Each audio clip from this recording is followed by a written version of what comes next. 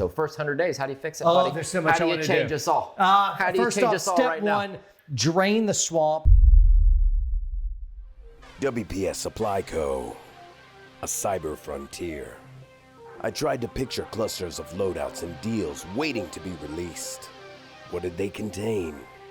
Grenades? Battle belts?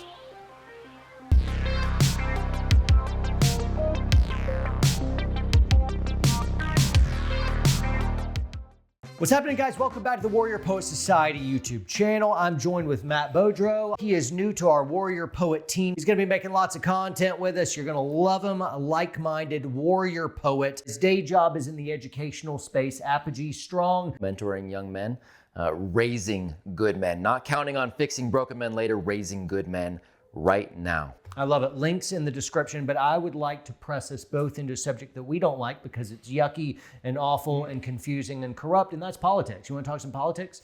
No, No, thank you for asking. Me Yeah, I neither. appreciate it. I was expecting, with all the just terrible wokeness that's happened the last couple years, I was expecting this massive red wave that didn't happen. Yeah, so And what does that tell you? Because what you just said, as a normal dude, I'm looking at all of these things that are going downhill, and there was no turn, there was no pivot.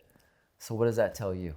Are you abnormal, or are we dealing with a whole lot more abnormal than we want to think we are? I have no idea whether our compromised institutions of power are actually trustworthy. And so when I went and voted, I did my thing, and I'm like really wanting this vote to count. I check everything 10 times. I'm like, here is my one vote. And then I go to feed it into this machine.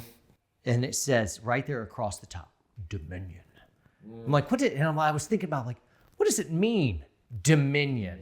It's like, all powerful Dominion. It's like it smacked of authoritarianism. Dominion over you, plebes. And that was kind of the feeling I was struck with. And as I saw, some videos that kind of popped up in the 2020 election, then were immediately crushed of like how to hack these things. And overall, folks were kind of like, I think generally the population of like, no, you can trust him. Let's not talk about it. I'm like, but still, I kind of like, I don't know. How is this thing working? Can we trust it? Because everything else looks compromised, and everyone's lying all the time, and everyone's showing that they're willing to cheat. And how are we in this Orwellian world where just by you saying those things, just by questioning the common narrative, what you are seeing with your eyes, people automatically will put you in one particular boat. And similarly now of like, it doesn't mean, I'm not even making the statement that these things are compromised. I'm asking the question, how do you know that they're not? Because everything else is suspicious. Why can't I question this thing? Because it seems like if I'm not allowed to question something, then everyone should question that. I think it's attributed to Voltaire, but it was talking about, if you want to see who's really in authority, find out who you cannot question. And so when you start talking about politics, we start to find out you're not allowed to make questions around this. You're not allowed to question pharma, whether it's around the COVID vaccine or anything else. You're not allowed to question them because you follow the science or whatever the common narrative is, right? You find out who you're not allowed to question. Those are the exact people you should be questioning. Well, and somebody asked me the other day, well, how did you vote? And I said, well, first and foremost, I voted to get up and love my wife. I got up and loved my kids. I got up and took care of my farm because we want to be self-sufficient. Like, that's how I vote every single day. And to me, that is where I'm going to spend the majority of my energy, just in case. Yeah. And I hope I'm completely wrong. I hope everything is completely trustworthy. Yeah. I truly do. Yeah. But I'm going to prepare as if. But how did you vote? Ask our blue-haired friends. Yeah. Just by me saying that, you already know where I am. Yeah, and isn't that true? Weird? Just playing game of statistics, but if you saw an American flag outside someone's home, it was safe to assume that home was conservative or libertarian. Bingo. And that's really pathetic. That the lines are drawn that clearly. But it looks like partisanship is now so wildly opposed that one is pro-America and one's anti-America, arguing on behalf of America. I'm like, well, how do you find a moderate middle way? I think what it is we've been trained to foster in the idea of no longer talking about issues, we're talking about sides, right? We've been shifted. Our focus has been shifted. It's the bread and circus concept over here. So we're trained to pick a side You're not trained to have civil discourse around issues. In fact, civil discourse is something that most people don't even understand how to engage in, period, end of story. We've eradicated that altogether, so now it's just which side is the loudest and which, right? Yeah, that's where you dye your hair blue and you scream while the other person is talking. I think that's how you win. I saw it on And that's how you win. TikTok. I have seen that. Yeah, I've seen that. It's fantastic. And I want to give you a good example. So we're trained to not just think that way, but to view other people that way. So I was hosting the Libertarian candidate for president, Miss Jo Jorgensen. So I was hosting her a couple of years ago. Her team had reached out and said, hey, we want to come to one of your school campuses and we want to do our Northern California speaking event there. Very cool. So I said, sure, that sounds great. They said, do you have any problem with her? I said, no, not at all. We've hosted events of all different, we legitimately had hosted Republican events, Democratic events, Libertarian events at that campus. Yep, sure, no problem. So we'll host her. So she comes, she says, hey, would you do me the favor? Would you introduce me? And I said, sure, that sounds great. She says, will you introduce me as the next president of the United States, Jo Jorgensen? I said, I will introduce you as a Libertarian candidate. Yeah. This is Jo Jorgensen. I'm all for pumping you up on the introduction, but also, hey, I'll introduce you as the Libertarian candidate. A warrior preparing for battle should not boast as one that is already won. So I go up to introduce her, and she gets up and she starts giving her speech. I come over to the side, and we're outside actually, and we've got thousands of people there filling our campus, and she's doing a great job. And I move over to the side, and somebody kind of sneaks up. And this gentleman says, hey, can I ask you a question? He's kind of whispering to me. I said, yeah, sure. He says, I don't really care about Jo Jorgensen. I said, okay, glad you're here. He says, I was looking into your school. I'm looking into the school and I see that, well, it looks like children have a voice here. I said, they do. They have a voice. They get to make some decisions and they get to have some real conversations and have real input. He says, okay, so clearly, if you want young people to have a voice, you are a Democrat, but you're hosting. Kidding. Oh, it gets better because he goes, but you're hosting Jo Jorgensen. I was like, man, what do you think that means? Like, how's that gonna, So I just wanted to explore. I'm just like, yeah. Let me engage in the Socratic method with you, young Padawan. What do you think that means? Well, it must be doing it for, there must be some sort of money involved or something. I'm like, yeah, maybe, man. He's like, but then that, I don't know. I'm wrestling with that too. So I was like, I'll tell you what, you go wrestle with that. You come back to me and let you know. It was a total Jim Halpert from The Office moment when Kevin, because I'm like, you go wrestle with that, man. Come back. Let me know what you think. I'm curious to hear what you think on that, on why a Democrat would be hosting, Jo Jorgensen. He says, all right, man, cool. And so a little small talk after that, and he leaves. I kid you not, 5-6 minutes later, somebody comes up and says, can I ask you a question? I said, sure. He says, okay. We got Jo Jorgensen here. Do you know her personally? I said, no, just met her for the first time today, and we're going to be going out to dinner later, but I don't know her. Don't know her very well. He says, okay. Well, I'm looking at you. You got a blazer on. You got the beard. And from where I was standing over there, are you carrying right now? I said, I am. I got concealed carry. I said, yeah. It's all right here. He says, okay. So you're hosting Jo. You're a Republican, though. Yeah. Those are Republican things. Yeah. What? I'm like, you go back and you think about that and you figure it out. And then I had a slew of people come up to me and say, I had no idea you were a libertarian. Thank you for hosting Jo Jorgensen. It's great to know that we've got a good libertarian businessman in the community. Nobody, and I talked to hundreds of people that night, nobody wanted to talk about any of the issues she was bringing up. Mm-hmm. Not a single person. They all talked about the side. And which side are you on? What gang are you in? Yeah. Right? And so we have eradicated the ability to sit down and be the normal guy. Yeah. Because the normal guy that wants to talk about the issues, well, you're obviously playing a hand and you're on a specific side, and now civil discourse is either shut or now it's open. Which means identity politics is one too much, that you're not you as an individual with individual thoughts or any diversity of thought. That's right. You belong to your own group, and whatever the group accepts is true is true, and whatever they hate, hate with equal upset, snowballing vitriol. That's right.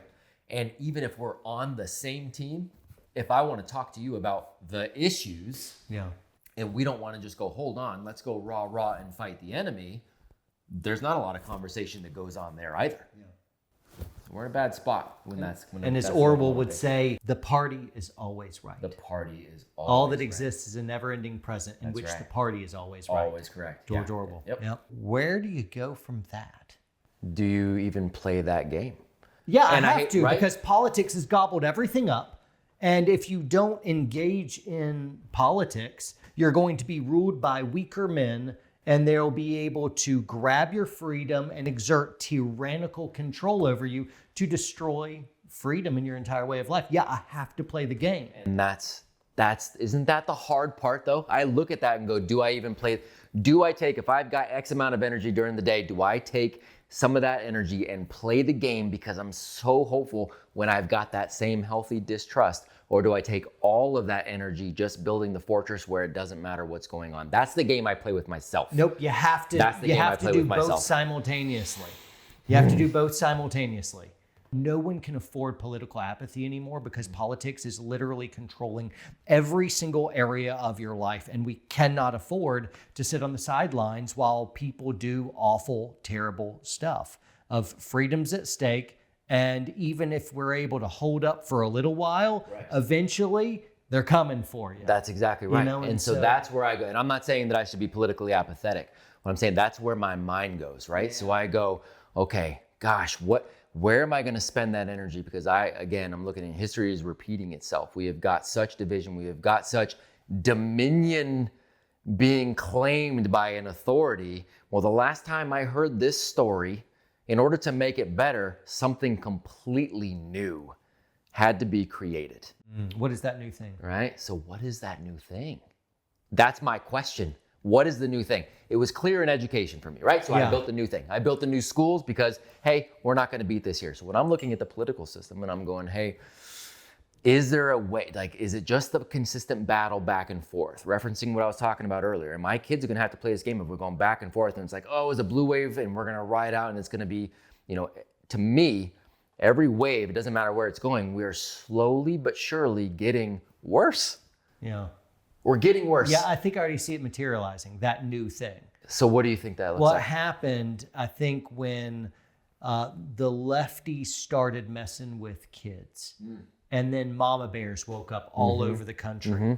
And the mama bear movement, the parents understand what's happening in education of our kids, and it's happening with all this gender dysphoria stuff, Yeah. and people are ticked. And a whole new breed of politician is coming up that's not afraid to no longer play political games. They're just going to say the devastating, brutal truth, stand there unflinching in front of the mob, refuse to apologize. And I think that political leader is rising up. And I think it's grassroots, normal folks basically jumping into those roles and getting elected because people hate politicians now. Yes. They're tired of the political noise. I think people are tired of being bullied, and they're standing up, and they're not afraid to rip off the muzzle of political correctness anymore and just say the thing. Yeah. Men cannot become women, ever.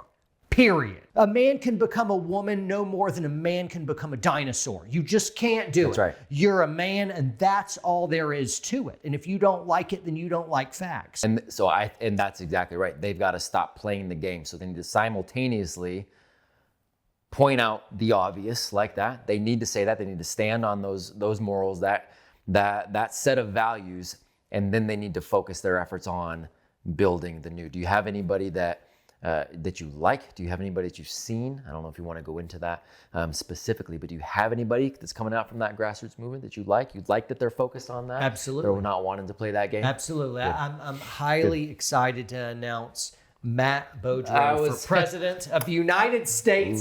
Here he is, everyone. I lobbed it up. Here he is. What do you plan to Thank do you, sir. in your first 100 days in office? First 100 days in office, I'm getting rid of everything. Everything. I'm getting rid of everything. It is blank slate. I'm going to cover it in gasoline. I'm going to burn this mother down. It is blank. And I'm going to start again with just the Constitution. It is blank slate. That's right. Yeah. So first 100 days, how do you fix it, Oh, buddy? there's so much I want to do. How do you change us all? How do you First change off, us all step right one, now? drain the swamp as best I can. The federal government is massive. It's millions and millions of employees and entire agencies and departments. I'm just going to all of you guys are on notice. Goodbye. I believe when the government is small, the individual is free and large. Dennis Prager, paraphrase. And so, man, I want to shrink the size of the federal government. I want to eviscerate the amount of spending that's being done. And I want to safeguard human rights to life. I want to outlaw the mutilation of children. Yeah, and from a sociological perspective too, there is the concept of having small, overarching simplicity to your structure to allow complexity of humanity, I should say, to grow. So I like what you're saying, eradicate everything, because that's what's going to allow the best of humanity to come out. When we overstructure, we make overly complex the authority that has that dominion, it inherently begets simplicity of humans, and that's what's gotten us into this mess. So I'm with you. I vote John Lovell. I vote Matt. Hey, guys, you're going to tell me in the comments of like, John, run for whatever. I don't want to run for office. I hate it. Let's land this plane. So how would you like to land this plane? I'd like to tell everybody to subscribe to the channel. Toggle notifications about it all. Like, comment, share. Check down below this video for relevant links in the description. I want you to. That's why we vote for. That's why we vote for John Lovell. No, stop saying that. That's why we vote for John Lovell. Right there. Subscribe, like it, share it, bring it. See you guys.